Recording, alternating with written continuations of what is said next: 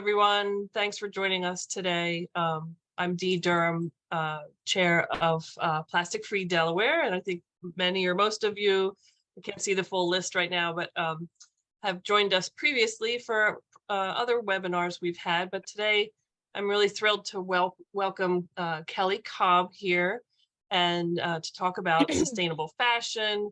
Kelly comes from the University of Delaware Department of Fashion and Apparel and teaches courses in sustainable fashion and, thinking about the life cycle of material and what it's made from and how we can clothe ourselves more sustainably. So I've been thinking about this topic a little bit for a while because even globally, it's such a huge issue with what happens to clothes when we discard them, or that, which may be a whole nother subject. I don't know if Kelly's going to touch on that today, but I'm just going to turn things over to her and let her do her presentation, and then we'll have Q&A at the end. So thank you, Kelly, and welcome. Thank you so much, everyone. And I see some students and colleagues here, so I'm so excited to be here. And what I'm going to do is I'm going to talk about an exciting working group I'm in that has really kind of connected the whole university with sustainable textiles and apparel. And then I'm going to talk about a little bit about my lab, my kind of core. And then I'm going to finish with a research paper that just came out by the Fibershed initiative on plastics and clothing.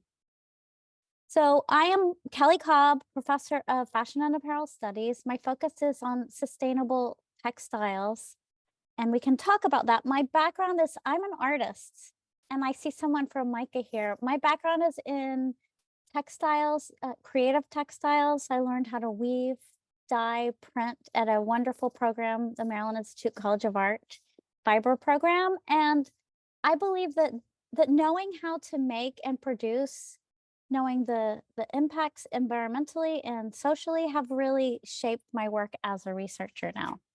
So I'm a part of this group that meshes the Delaware Environmental Institute and the Center for Material Cultural Studies. I'm one of several collaborators and co-convene this group with Kedron Thomas, who is an anthropologist at the school. I'm just going to talk a little bit about what we're doing. Okay, so welcome everyone. So just some context. Everyone wears clothes. Few forms of human behavior are more pervasive than the production and use of textiles. Clothing is our second skin, our cloth familiar, our portable shelter. Textiles are one of the first things we touch, a marking of our special events through life, and one of the last things we are enveloped in when we leave this world. As shelter and clothing, textile products play a vital role in meeting basic needs. It is a core need, the need of shelter, but also the need of expression. It connects communities. So clothing it's a power. This phenomenological power that we all have as humans to connect to one another, to clothe ourselves, in contrast to in contrast to the phenomenological relationship each of us has to our clothing, our wardrobe is, the contrast is the role we play as consumers of clothing, which, think of consumption, it's a passive act, right? We're kind of just like, and my work is really about engaging the consumer, making it, rebreathing back that power and making us users and participants in the industry. If you are wearing clothing, you are a stakeholder in the fashion industry. So everyone wears clothes, as I stated. Fashion is one of the largest economic sectors. Negative impacts of this industry touch all of our lives, our livelihoods as academics, as industry people, as, mothers and sisters and community members. Harm. This is a visual that is circulated widely to help us understand direct harms. Our working group is looking at in the environment and the social aspects. So we can't disengage the way industry, the clothing we wear, is harming us and people in the world. So we need to understand multiple forms of harms, and sometimes easily articulated. There's the social harms, the degradation of habitat. It's truly a climate emergency. Chemical and water pollution, and we will talk about microplastics soon. So touching all of our lives. So historically, we have exploited, certain communities have exploited resources from other communities. So there's this notion of colonialism, extracting value from things that aren't ours. And fossil fuels are one example of that extractive process. Access to land, extractive systems, for example, textile waste, are a broad set of waste products that the industry processes, and it becomes an environmental justice issue because the land that everything is thrown away on is a land that people live on. So what's unique about my work is that I'm an artist, and artists play a role in witnessing the climate change, bringing attention to important environmental issues, and advocating for preservation and conservation. So this is an example of a poet. We all know the poet Wendell Berry. And so our work is really about everybody has an expertise. How can we collaborate? So we are, a research university. So we have an agricultural campus. So we do work with the agricultural aspects of sustainable fashion, looking at, what kind of fibers and farming methods are ideal for future production. And our products, learning from history. So this is a wonderful project from Material Culture that looked at the book cloth culture colors in Victorian era that were actually made with arsenic. So people would get sick and die from this green, which is gorgeous, right? But it's also looking at the harm of the chemistry that we use. So preservationists and conservationists are part of our group too. This is an image of what we call cultural sustainability. So the fast fashion output of all this cheap stuff is essentially being shipped over to different countries, and you can read about it. It's a horrible issue. But what is the most, I think, most horrible of this issue is that communities are losing their cultural textile heritage because it's cheaper and easier just to throw some Western t-shirt than to print or weave. And it's heartbreaking to me. So how can we, how can we as a community shift the dynamic? And again, this is the pervasiveness and toxicity of microfibers. 60% of the clothing we wear has some form of plastic, and it's an extractive fossil fuel that we wash and wash and wash. And scientists are finding these microplastics in the food web. So here's a smog cloud as seen from space. There are tangible impacts that we need science. We need municipalities. We need communities, governments to act. And that's the role of research, I believe, is to bring people together. This is an example of how we can do this. Really, how can we educate people? This is a wonderful museum in Amsterdam, if you ever are there. It's called the Fashion for Good Museum, and it takes people through an educational tour of planetary boundaries. This is an example of how can we live within the boundaries of a finite system? So I just want to pause here and ask, what does sustainability mean to each of you? If somebody wants to say hi, they can and use their voice, or you can put it in the chat. What does sustainability mean to you in the audience?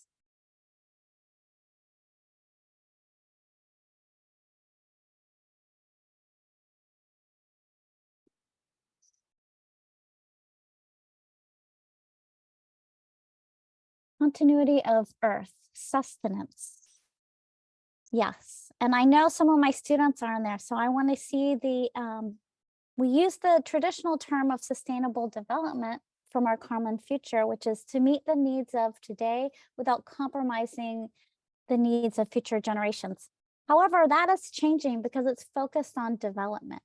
And what we really need to do is shift the paradigm. Does anybody else want to shout out what they think sustainability means to them? Cheryl says a process that doesn't damage the earth so it can be continued indefinitely. I'm a teacher, so we're going to be doing work here. Alexa, making material selections that do not deplete resources, reduce carbon emissions, and advance a circular economy. Yes, so Alexa is a materials person, you can tell. So the Harvest Business Review talks about business, how companies are filing CSR or corporate social responsibility reports has actually grown. So there is a push in business to make sustainability initiatives, real. Also, there's a term called greenwashing, where the companies have communications that sound really great, but actually it's business as usual in terms of negative impacts. So that's where we as researchers and community members can come in and really, protest and make some changes from the ground up. This is an example of growth. So we're talking about never-ending growth. And if we want to understand systems that work, we look at planetary systems. It's not growing all the time, There's an ebb and flow, and we need to ideally have a fashion system and another system that has that ebb and flow. So this is a visual that talks about, it's a Synthetics Anonymous report, and it talks about the rise of fast fashion. And as you can see, the trend, it's trending upward. We think of fast fashion. I want you to think of a hamburger, okay? Because fast fashion is like eating or wearing the cheapest sort of material. And what happens when you just eat hamburgers all the time to your body? Well, we have to think about the planet as a body, and that's what we're hoping to do. So we are, as researchers, getting past this kind of like incremental measuring and greenwashing towards real sustainable change. And I believe that happens with communities like this community right here. So we conduct scholarship in building innovations at the macro level with communities, with students, with local organizations. And we're just so delighted to be here today to hopefully partner with you all. So I talked about growth. Let's talk about degrowth. So I talked about the definition of sustainability, which is to meet the needs within a growth model. Let's think about meeting the needs of all people within a finite system, within Earth's life support systems. And that kind of shifts it. So how can we meet many communities' needs within a finite boundary? We've never had the finite boundary before, and now more than ever, we're realizing it, in fact, is true. I also want to think about what's next. So I asked my students, okay, what's next? So in fashion, what's next? Down the runway is what is the hottest trend? But let's change that. When we think about the life cycle, what's next? What's the next iteration? We think about cradle to cradle, which the waste of a system is the food for a second iteration of a system. That's how it happens in nature. So how can we partner that? Moving from a linear system, which is take, make, waste, to a system where everything is being used at the end of its life cycle for a new life cycle.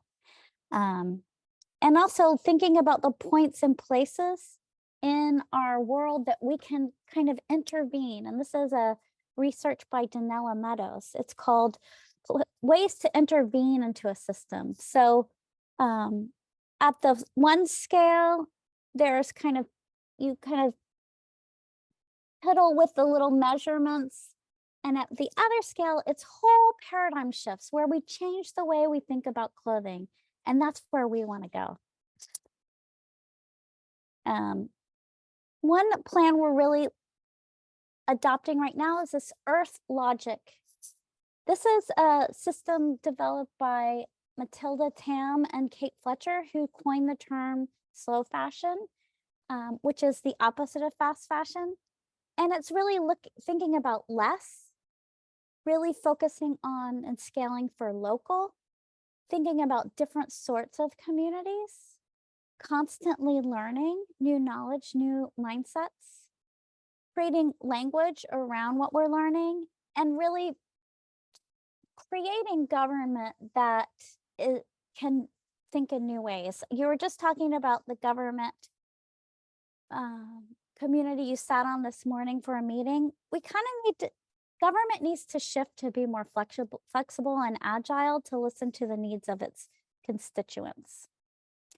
Okay, so we are looking for experts, and everybody is an expert. So I'm just curious, what kind of expert are you? Are you a fashionista? That is an expertise to have. Are you good at talking or communicating with people, getting people together? I'm just curious, what is your expertise? Everybody has expertise, even if you are not working right now. Maybe your expertise at putting foods together. Outside of fashion in the world, what would you say you're the expert at? And I want everyone to put something in the chat right now. Let's see it. No judgment.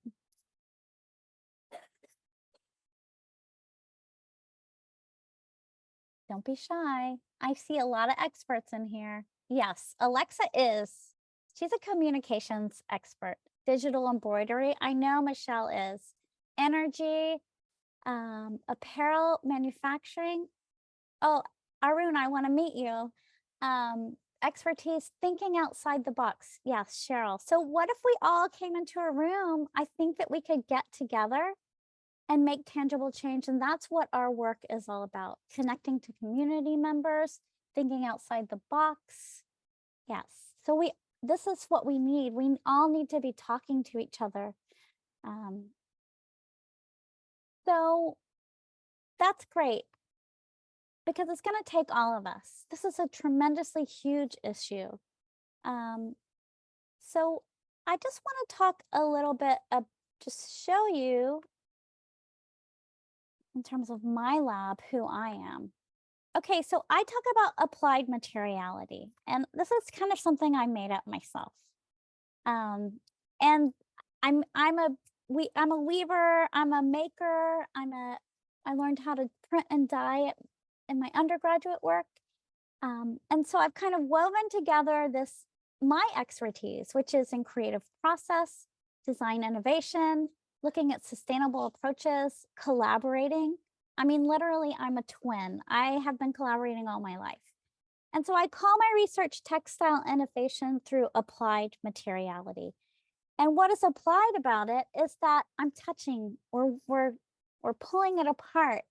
We are, touching, making, doing in a studio or lab situation. And materiality is really important to me, because it's the way we know each other. I can look from across the room and see the people that I connect with by a color or a print. It's innately human. Materiality is a way of knowing, and it's symbolic of the relationship between each other and the world around us.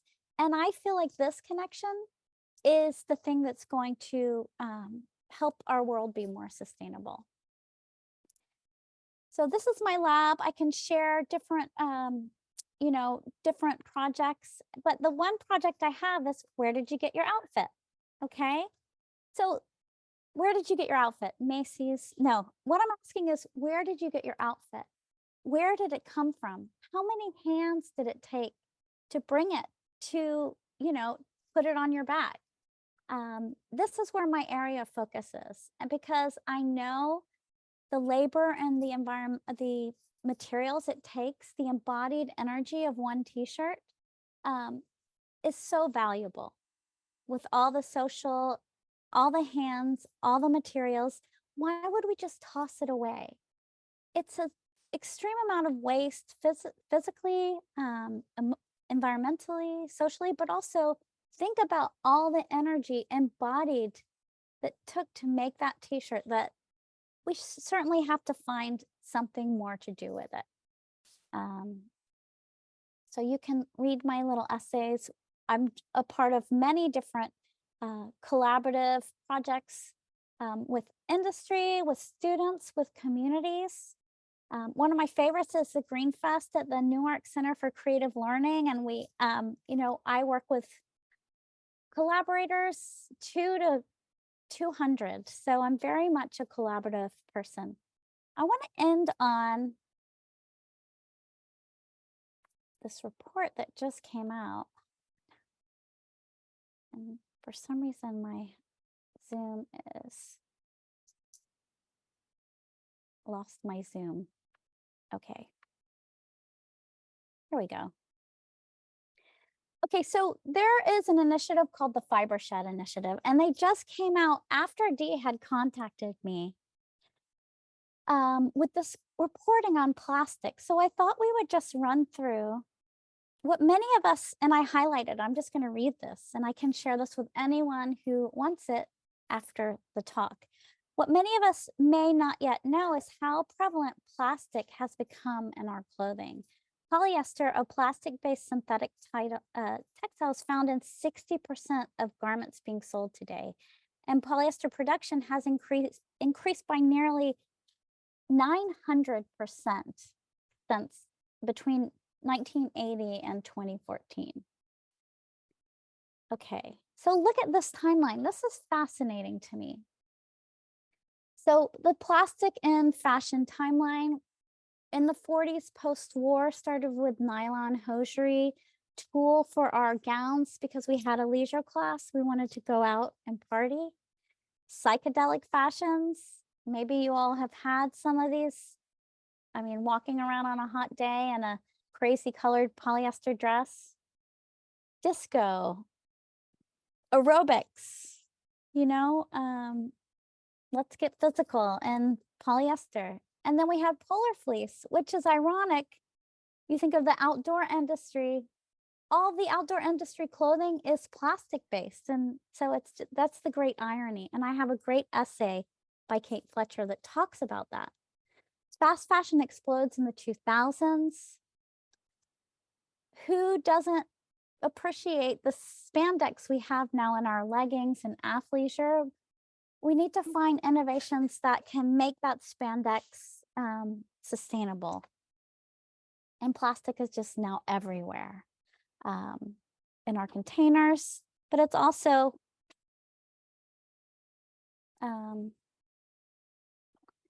it's everywhere.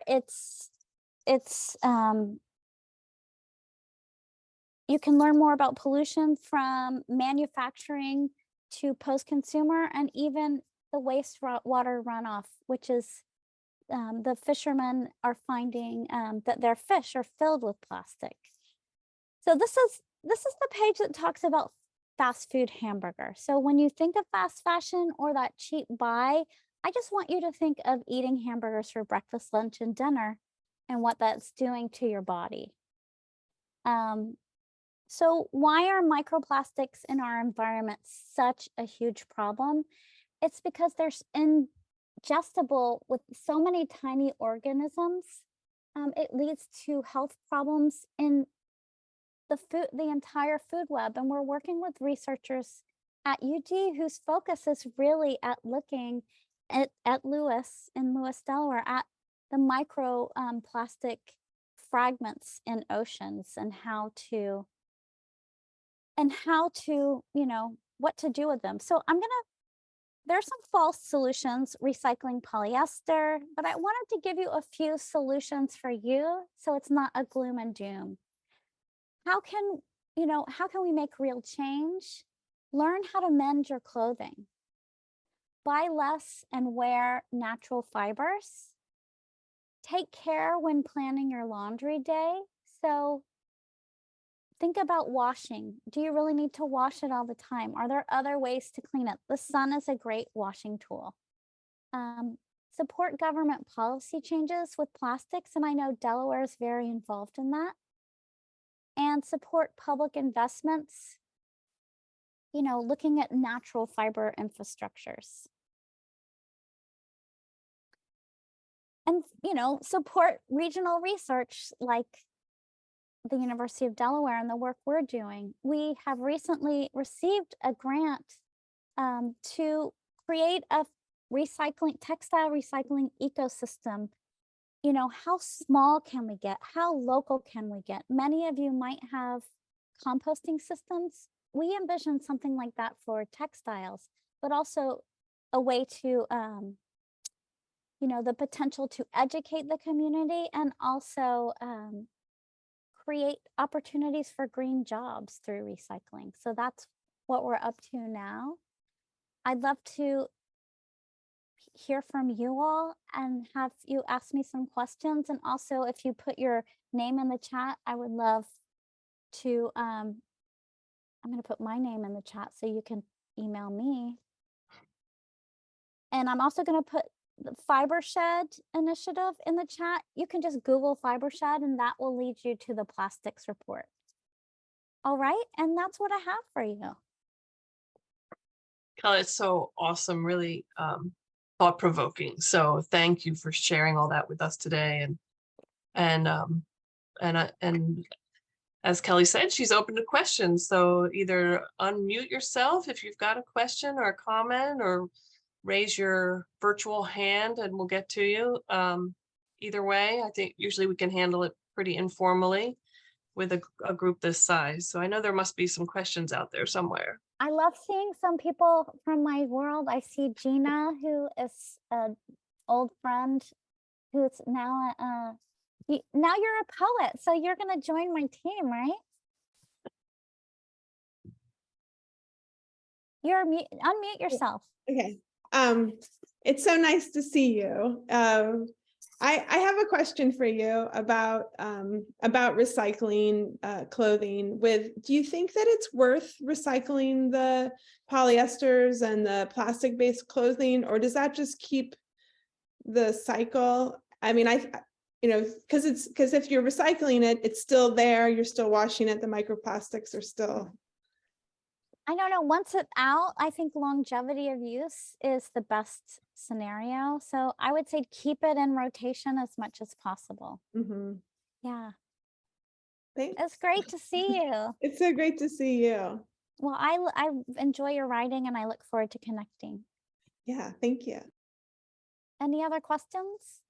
Tree, there you go. Yeah, I have a question, Kelly. Actually, two things. One, I would make an addition in terms of how to keep it going, and that would be to buy your clothing from consignment shops, because that can keep it going. And but you still, if you want to get something new, you can just keep on reusing it, kind of thing, only just a different person reusing it. But my question is there any type of official standard for sustainability so that clothing manufacturers might be able to count it as sustainable? You know what? You would think there would be, but there is not. And the labeling that's happening, it's slow going, but it is, it is in the works. And I mean, I'm just going to call Alexa because Alexa probably knows. Are there any labels or sustainable? There are sustainable specifications and labeling but there's a lot of work to be done. I would think it also would be an evolution. As we know more, you might change the definition of sustainability, but I would think there should be some baseline and then we can go from there. You know, there is a great institution called NIST. It's the National Institute of Standards and Technology, and they just released an amazing report on sustainable fashion. And I put that NIST, and it's just mind-blowing. They are doing such good work. And it's really like a laundry list of what researchers need to do. So I have it, and it's like my checklist now. It's what I'm going to be doing for the next few years. Any other questions? No, Kelly, it's Alexa. I just wanted to jump in. So first of all, I'm so happy to see you again. You know, both you and Dr. Thomas, I had the good fortune of having as professors for a little bit of background for some other people on the call. But if you've never taken the sustainability certificate program at University of Delaware, it's the best. But anyway, just an aside. So as Kelly said, I'm a communications person. I work for a biomaterials company. And I think as it relates to certifications and labeling on clothing, what we have seen in our experience is that a lot of these branded fiber companies are independently running certification programs now, working with various members of their value chain, whether it be mill partners or brands directly, to submit fabric samples that have to satisfy both bio-based and performance claims before they can use a certain branded claim on their garments. So it's not, you know, like a higher level certification, but ownership by the branded fiber itself and those companies, just to avoid this whole greenwashing idea. Alexa and Kelly, can you address, I'm not familiar with those certification programs. Is there like a when we go to buy clothes, is there like a labeling that we should look at for these certifications? There's labeling and certifications. I would need to look into that, but I can certainly share that with you, and you can share with your membership. I mean, if you Google, you know, fashion sustainability certifications, I think that you'll come across the big labeling, the big global labels, for example. Of course, I have that somewhere, but. What Sorry, are the Alexa. big global labels? I'm not familiar with that. Made by me, eco label. It's eco labeling. But sometimes those can be deceiving, I have found. Well, So that's my only certainly. concern. And that's why I bring the term greenwashing. Yeah.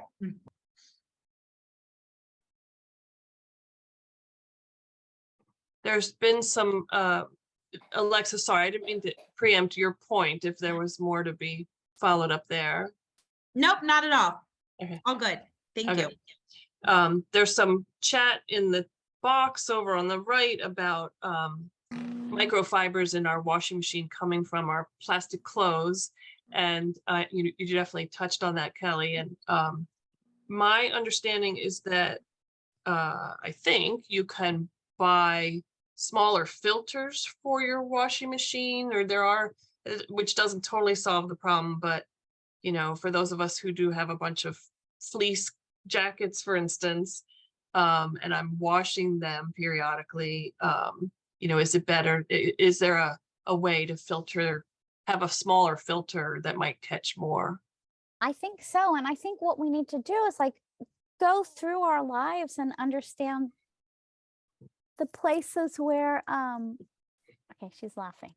My daughter has a flu, and she was crying a minute ago. Now she's laughing. So she's watching cartoons. You know, go through our lives and find, that's like the user innovation. You all are experts. We're experts as people who wear clothing. Unless there's someone on the call who's not wearing clothing, keep your video off in that case. But we can solve, and then we hand it over to the engineers. But my worst research is on the discovery, like going through my day and finding where I need that innovation. So those smaller filtered dryers, that's an example of user innovation that we desperately need in the world. And the point was made in the chat too about the wastewater treatment systems too. But I mean, I think in the ideal world, your point is too, that when we go to acquire clothes, whether used or new, just try to shift maybe to more circular material that is really biodegradable in the true sense of the word. But that's part of it anyway. And Hey, can I follow up on that with a Sure. question? sure. So I actually think that I heard of some washing machines that are made with some sort of an extractor or filter system already in it. So the industry is starting to recognize it. But my question is there a way to use fabric that on clothing that's not desirable to be reused and it's basically trash? Can we use it like as insulation, or is there Yeah, so another? that's a great question. So we have a shredder at school, and we're working with different people to do different things, different entities. We're working with soil sciences. So everybody uses mulch mats. If you're gardening, we have developed mulch mats out of some cotton waste, because the mulch mats are made out of 100% plastic. And the UN just came out with a, top priorities to stop the use of new plastic products. So we're looking at soil sciences. I'm working with small brands, and they bring in their waste, we shred it, and we do waste-led product development. So we're looking at, one company started a housewares line. So they shredded their waste from apparel production and made, stuffed pillows.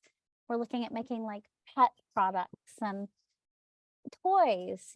So a lot of it has to be beyond fashion, because once you recycle some things, they're not attractive anymore. So there's more opportunity outside fashion than inside, I would think.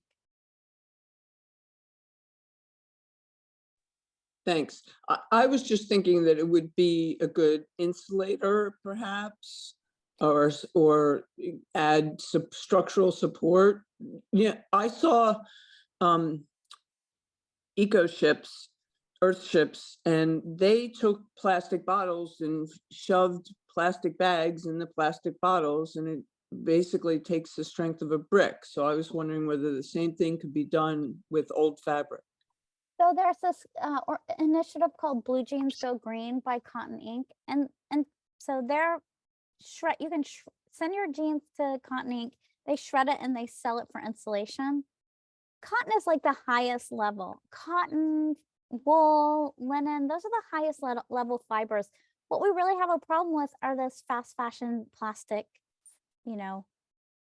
plastic going out shirts that my students say. They love them, and they'll go out, buy something on Thursday and get rid of it on Friday. So I'm guessing the generational age of the people on this call are not the people who we need to be targeting.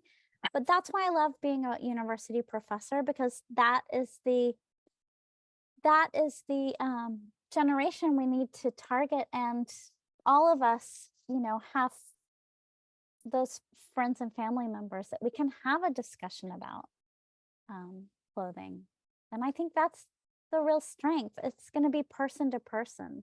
There's not going to be some magical innovation. It's really going to be a mind shift change. It's psychological work on some sense. And that's what we do, these talks like this, to help get the word out, because obviously the people you're working with on a day-to-day basis are probably really steeped in these issues, but the general public, I don't think, is really aware of these issues. So anyway, Mi, you have your hand up. Would you like to unmute?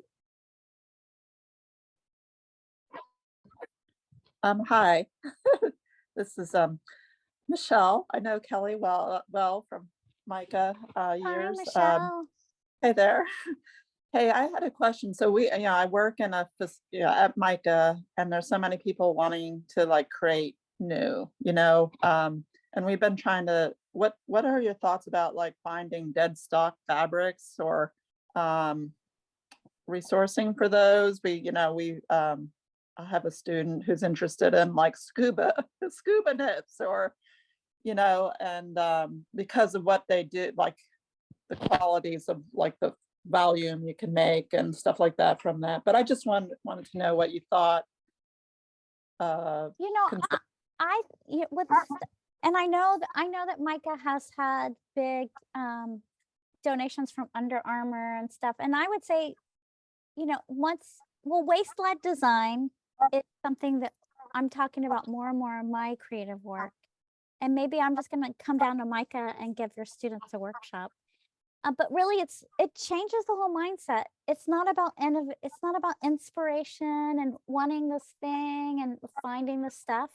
It's actually, this is what we have, and we're going to design the thing from there. And it changes, and it's hard because it's not really what we would like to do. Of course, we want to be inspired and then source whatever we want. But the reality is, that's the mindset shift, is we have to use what we have.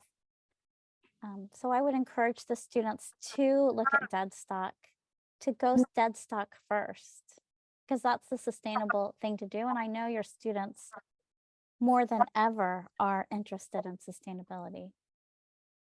Sounds good. Thank you. Thank you. Michelle has helped me so much in my career. Michelle is amazing. Thanks. Thank you for talking today. Oh, thank you for being here. I've heard this helpsee.co is a local organization that recycles clothing. So Gail is putting that in the link. I think it's important, and it's an ethical question to make sure you know where your clothes are going when you donate them, because we really do not want to be sending clothes overseas at this point. And I'm, as much as anyone, going through my closets, throwing things to donate at Goodwill just to get it out of the house. But really what I need to do is pause and really ask, why am I going through so much stuff? And how can I do better? So just at a regular person level, I am a sustainability expert, and I am a human, I'm a consumer with a 9-year-old living in the world. So it's hard for me. Kelly, do you know, can you mention names? Like, I know, I was just going to put it in chat. There's a local company called Phoenix Used Clothing that we partner with a lot. A woman named Babita who lives in Delaware, and she's got, the donation bins in quite a few places all over the county anyway. I'm not sure about the state, but I know she does not ship clothes overseas. She rehomes them and gives a lot to those homeless residents and just families in need and that sort of thing. But some of the other places where we might donate clothes, are there other places that are better than others? I think her organization is just amazing, and I would like to get in touch with her. I think she's I doing could definitely get you in touch. such great work. Well, we work with Goodwill of Delaware and Delaware County, so I know that they're very considerate about sustainability. So I know that they're doing great work. And clothing swaps. Yeah, Michelle says, mention a clothing swap. Plastic-free Delaware clothing swap. We plan to have a huge clothing swap in March, during Earth Day, April at the university. So stay tuned for that. Please send me your email address. I put my email address in the chat. I would love to put you on our mailing list. We'll be part of our research is outreach, and so we love doing things out in the community. So please let us reach out to you. And thanks so much for having me today. Yeah. Anne has her hand up for another question, if you don't mind. Oh yeah, sure.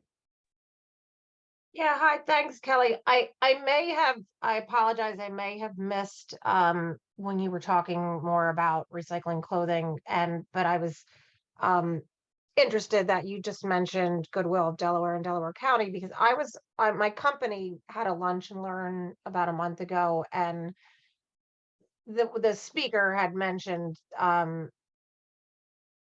that Goodwill, sending the clothing overseas was a bad thing, but they couldn't really speak to why that was bad. And I know actually, I used to work quite a while ago in the waste industry, and Goodwill was my customer, and I knew that they would, bail major amounts of Mhm. unsellable clothing, and it gets sent overseas. And so I'm just wondering if you can expound on why is it bad to send it to China? Well, it's not sending China so much. It's sending to certain places, for example, in Bolivia or Africa. So it's clogging cities.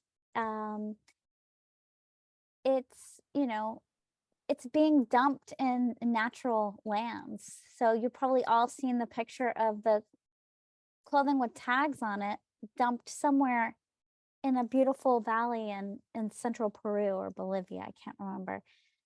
It's also killing cultural textile cultures, and that's why it's such a big deal to me. So instead of weaving our own cloth and printing with our traditional prints and creating regional economies in our country, we're just going to get the t-shirts, and so we're just going to, that's so much work, we're not going to do it, So it's killing textile cultures globally. We Just- think all these clothes are going overseas, and we have this idea that, they'll go and wear these clothes, but I don't know what the percentage is. I don't know if you know, Kelly, but I've seen those images of these huge piles of clothes, new and used, just like landfills full of just clothes. And we think we're doing a good thing when we donate them, because at least they'll get one more life, but that's in reality, that's not really what's happening. It's not always the case. Yeah. Yeah. Yeah, That's but why. that's go ahead. sorry, just that was my question though, is that, and again, it's been some time since I worked with Goodwill, but that these were unsellable, stained, ripped clothes. So Yeah. they weren't sending them there to be reused or to be worn by rag. anyone. They're sending them there for actual recycling. Right. Rag That's trade. that's what they said, that they were being recycled. Goodwill's Not- looking at internal ways of really like recycling the mass stuff that cannot be sold into new products. And I know the CEO, Colleen Marone. She's really serious, and it's a tremendous amount. But they are looking every day at options. So I don't know. To fully answer Yeah, your I mean, question. I would like to know, because like I said, it was interesting to me that the speaker just, because Goodwill, has this unwarranted bad rap because of misinformation emails that have been going around for a couple of decades. But so I have a sensitivity to when people start bashing Goodwill. And like I said, I know, because I've been there, I worked in the waste industry. I saw yes, fully agree. The baler for their clothes is like they are gigantic bales. Oh my gosh. If you ever and so- want to go to the Yeah. distribution center and see, yeah. Well, I feel the same way. Because I think it's easy to just make blanket statements. It's a complex issue, so it's easy to make blanket statements, and also nobody's doing 100%, it's really kind of a continuous effort. So I don't know. I think it's a great question, Anne. Yeah, and like I said, I'll drop my email in the chat. Because I agree, it's a huge amount. Because like I said, there's one thing of like reusing clothes that are rewearable. It's another thing when things reach some point that you know, like I said, they're ripped, they're teared, Well, they're that's what we worn. do with the social scientists. I'm sorry, the soil scientists shredding that stuff for mulch mats. Nobody's doesn't have to be pretty. It would be great if everybody could put their email in the chat so I could see who is here and reach out to you, put you on my mailing list for our events, if you'd like to do that.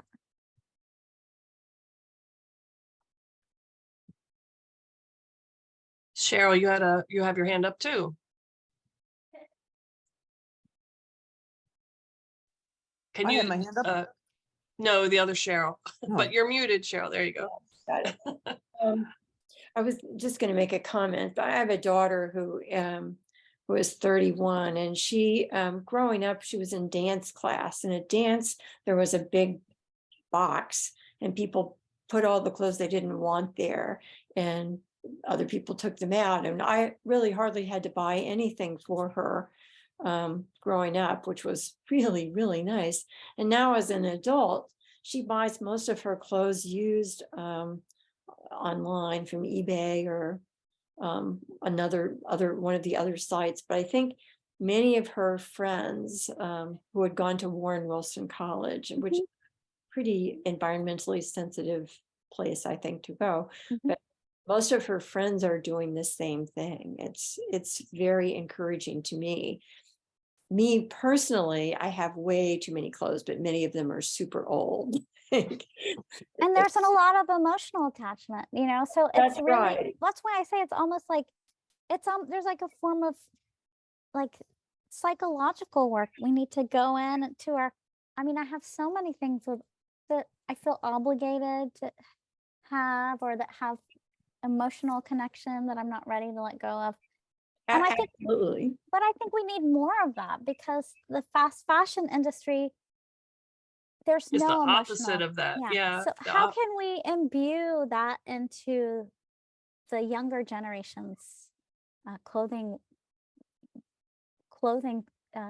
culture is a great, so I hear you. And we The need, other thing that I'm thinking about is ways that I can cull this down, though, so it's more manageable than when I move into the nursing home, that I won't be inundated with clothes, and trying to think about things in terms of what really are classic things that that I love wearing, and what are things that I hardly ever wear that I really need to find some other place for. And certainly, how can I not buy anything else? well, it's the capsule wardrobe. So Yeah. before I go and buy everything, I have to go through my closet and just, so maybe I'm looking for a blazer, a turtleneck, and a pair of jeans. And more oftentimes than not, I'm like, oh, I forgot about this blazer, you know? So I go to my closet first. That's what I should put a sign. Go to your closet first. Yeah. Absolutely. Everybody write that on a piece of paper and put that in your wall. All right. Well, any other last minute questions here? All right. Well, if I don't know if you can save the chat, Kelly. If not, I can send it to you afterwards with all the email addresses there. I can always send you the registration list too. But It's the great chat talking with everyone and seeing Yeah. some old and new friends, and please, you know, some great questions. I look forward to seeing all of you soon in the future. Thanks, Dee and Plastic Free Delaware, for asking me to be here today. It was lots of fun. Yeah. Thank you so much. It was awesome. Good Thank food you so for much. thought. Yeah, Thanks a lot. great. Have a Thank great you. day. Great Stay- holidays to Have a good everyone, and holiday. Merry Stay New Year. Stay warm and cool. Stay warm and dry, everyone. Thanks. See you, Gina.